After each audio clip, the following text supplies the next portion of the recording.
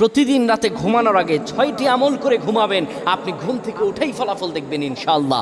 ঘুম থেকে উঠে আল্লাহর কসম করে বলে আপনি ফলাফল দেখবেন। ঘুমাবেন আপনি গুনার বোঝা নিয়ে, ঘুম থেকে উঠে আপনি নিষ্পাপ হয়ে যাবেন ইনশাআল্লাহ, কোনো গুনাহ থাকবে না। যদি প্রতিদিন আপনি ঘুমানোর সময় এই 6টি আমল করে যেতে পারেন, 3বার করে করবেন। 1 নম্বরে যে আমলটি করবেন, কালিমা পড়ে ঘুমাবেন।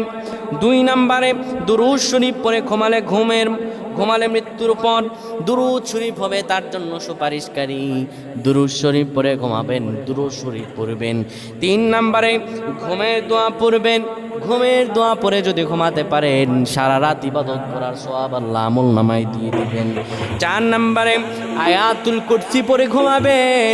আয়াতুল কুরসি পড়ে কেউ যদি ঘুমায়, ফেরেশতারা তাকে সারা রাত পাহারা দেয়। ফেরেশতারা তাকে সারা রাত পাহারা দেয়। আয়াতুল কুরসি পড়ে ঘুমাবেন।